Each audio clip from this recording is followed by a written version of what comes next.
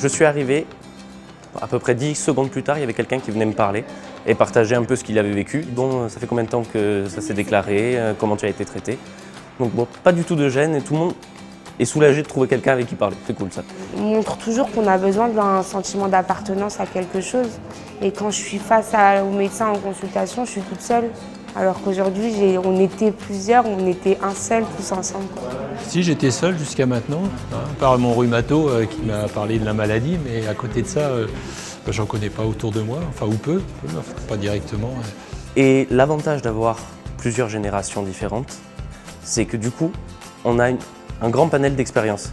Quand on va parler avec une personne qui a 60 ans ou 40 ans de maladie, pas forcément diagnostiquée très rapidement, on se rend compte que ce qu'on a vécu, elle l'a vécu à plus longue échelle. Et du coup, elle a des réponses. Elle a des petits trucs qui font qu'on peut tester nous-mêmes dans notre vie de tous les jours. Ce que j'ai beaucoup aimé, c'était les interventions du médecin du sport, et puis tous les témoignages là, qui tournaient autour de ça, parce que ça apporte des réponses, un espoir pour le futur. Et là, ce que j'ai remarqué cette année, par rapport à l'année dernière, ça fait que 2 ans que je viens, c'est que ça évolue, c'est pas figé. Les professionnels arrivent à de plus en plus cerner nos attentes, notre façon de penser, nos questionnements. Et donc voilà, donc ça donne de l'espoir.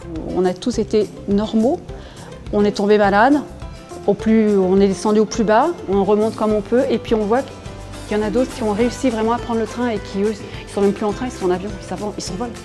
Donc nous, on est capables aussi. On va être capables, voilà.